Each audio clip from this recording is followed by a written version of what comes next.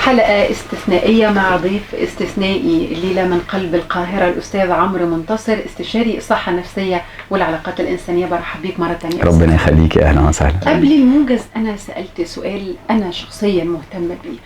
السوشيال ميديا خلتنا أنانيين، قلبنا جامد شوية، يعني برضو كلمة القسوة دي عنيفة، يعني قلبنا بيجمد شوية على الناس اللي حوالينا، وسبب في ده كتير من البوستس والمشاركات اللي احنا بنشوفها. اختار نفسك، اختار راحتك، نفسك أهم من أي حد، رغم انه مفترض ان احنا نتربى على التحمل، جبر الخاطر، التضحية، مشاركة الشريك، ويجي على نفسي شوية ويجي على نفسي شوية علشان الحياة تمشي.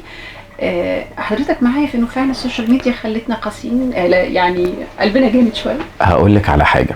هو الكلام او السؤال اللي بتقوليه ده سؤال مهم جدا جدا، لانه انا الحقيقه جزء من رفضي للموجه الجديده من الاغاني، معظم الاغاني الجيل الجديد، جزء كبير من رفضي ليها هو الانا، التحدث عن الانا.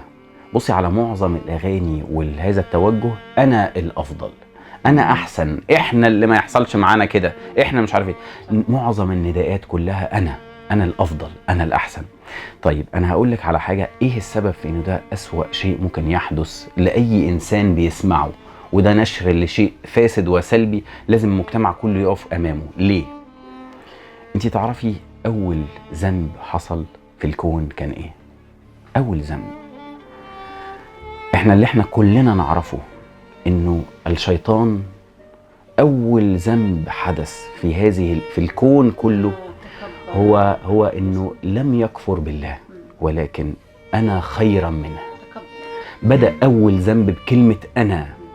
وعلى فكرة الباحث في امر البشرية وفي خلقة البشر هيلاقي شيء غريب جدا. هيلاقي انه الامر اللي توقف عنده الشيطان علشان يقول ايه ده، إيه الانسان ده خلقته من طين، ايه اللي يخليه انا اسجد له، ايه اللي يخليه يبقى اعلى مني، وايه اللي يخليه اعظم مخلوق يا رب؟ نفس السؤال او قريب جدا من السؤال اللي سأله الملائكة لما قالوا ربنا اتجعل فيها من يفسد فيها ويسفك الدماء ونحن نسبح بحمدك ونقدس لك. يعني هم بيقولوا يا رب ما احنا كويسين، ولكن الفارق الشديد ما بين فعل الملائكة، مع ان هم برضو استغراب وسؤال مستغربين فيه، ازاي الانسان اللي بيفسد ويسفك الدماء هو اللي يبقى سيد علينا ونسجد له ويكون المفضل وخليفتك يا رب في الارض، واحنا اللي ما بنعملش حاجة غلط يا رب نكون بعديه. ولكن الفارق انه الشيطان او ابليس قال انا خير منه. وعشان كده ده الذنب الوحيد في هذه الدنيا اللي بيحاسب عليه الإنسان حتى وإن لم يفعله، بس لو حس بيه. احنا كل الذنوب عندنا نتحاسب عليها لما نمارسها، لما نعملها. قبل ما تمارسها انت ما تحاسبش عليها. إلا الكبر، لا يدخل الجنة من كان في قلبه مثقال ذرة من كبر. ليه؟ لأنك وإن لم تمارسه انت حاسس انك أحسن، انت حاسس انك احسن من فلان، انت بتميز نفسك، وهذا فعل شيطاني. اول امر قال لا انا مش هعمل لان انا احسن منه. ليه انت احسن منه؟ حتى لو ما حصلش الممارسة بشكل عملي، احساسه بالكبر في حد ذاته بيبان وبينعكس على معاملاته مع الناس. طبعا. وعلشان كده بقول لحضرتك الحديث لا يدخل الجنة من كان في قلبه مثقال ذرة من كبر. يعني ان كان وان لم تمارسه، الكبر ده لو شوية صغيرة قد كده وحضرتك بتتفاعل مع الناس عادي، ولكن جواك نقطة صغيرة من الكبر، محرمة عليك الجنة. ليه؟ لأنه هذا فعل أول من فعله هو الشيطان، وبيحاول أنه ينشر جوه نفس كل إنسان طب ما أنت أحسن، طب ما أنت أفضل، طب ليه هو، طب ليه الأمر اللي يخلي الإنسان يجزع من كل شيء. هو ليه ده بقى أحسن مني؟ هو ليه ده معاه فلوس وأنا معيش؟ طب ربنا مقسم لك أنت أمر آخر، لا أنا أحسن منه، أنا بفكر أحسن منه، أنا عندي مش عارف إيه أحسن منه. تبدأ تنظر لنعم الناس من منطلق إن أنا أحسن، تبدأ تنظر لحياة ناس غيرك من منطلق إن اشمعنى أنا.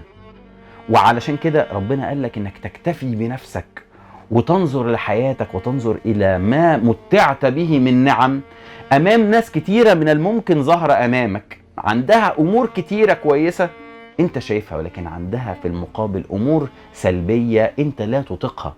علشان كده كان فيه قصة بسيطة، الى انه حاكم لقى انه الشعب بتاعه معترض على حاله، والشعب ما كله قرفان ومتضايق، فقال لهم طب يا جماعة كل واحد يجيب لي المشكلة بتاعته اللي هو معترض عليها في حياته، بس يكتبها لي في ورقة. فكل واحد كتب مشكلته في ورقة وحطها في صندوق، الحاكم حطه، الناس تيجي كل واحد يحط، وقال لهم تعالوا لي بكرة هحل جميع مشاكلكم، جميع مشاكلكم هحلها تاني يوم بعد 24 ساعة. ومن الناس ما صدقوش ازاي مشاكلنا هتتحل ومش عارف ايه. تاني يوم راحوا له، قال كل واحد هياخد ورقة ويمشي بس ما يرجع ليش. كل واحد اخد ورقة، تم استبدال المشكلة اللي كان جاي بيها الى مشكلة اخرى بتاعة واحد جاره، ورقة تانية.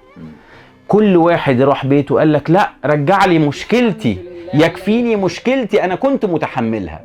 حضرتك استطعت دلوقتي انك تتحمل لما لقيت ان في مشكلة انت ما كنتش تعرفها. الراجل اللي جنبك اللي عنده مليارات وانت شايفه بيستمتع بامواله، عنده احساس بالنقص او احساس بعدم الرضا. لو جالك هذا الاحساس مش هتستطيع، مش عمرك ما هتحس بلقمة بتاكلها او متعة اي شيء حتى لو تمتلك مليارات. عشان كده النهارده دايما الاقي ناس يا عم بس مالكش دعوه، بس اديني فلوس وانا بسعيد، مالكش دعوه. اقسم لك بالله وانا امامي مشاكل نفسيه لجميع المستويات في جميع الفئات في بلاد كتير جدا، اقسم لك بالله هذا لا يزيد من السعاده اي شيء. ممكن يزيد تسهيلات في الحياه، انت تبقى عندك برايفت جيت، انت يبقى عندك المكان اللي انت مش عارف ايه، يبقى عندك بيت في فرنسا وبيت في مش عارف ايه، بيت سليم. ولكن من اللي انا شفته واللي لقيت انه على غير ما نتوقع لا يزيد الا متاع الغرور. انا عندي كذا، لكن السعادة الداخلية اقسم بالله لو الانسان قلبه في شيء حتى مع كل هذه الاموال وكل هذه واصل لاعلى الحاجات اللي كلنا نتمناها، لو قلبه في امر لا يستطيع ان يحققه ممكن ينام كل يوم بيبكي وما يحسش بده غير اللي ضايقه. علشان كده كل الناس اللي ما ضايقتوش يقول لك لا بس مالكش دعوه، خلينا بس اتضايق واسافر اعمل كذا مش عارف ايه. انت ما تعرفش ان انت لو عندك نفس الحاجات دي ولكن سلبت منك حاجه واحده من اللي عندك النهارده، هتقول لا يا رب رجعها لي ومش عايز كل ده. وممكن حاجه تكون بسيطه جدا بالنسبه لطرف، حاجه كبيره جدا جدا جدا، يعني حاجه من اولويات حياته. فاصل وهنرجع لجزئيه مهمه جدا.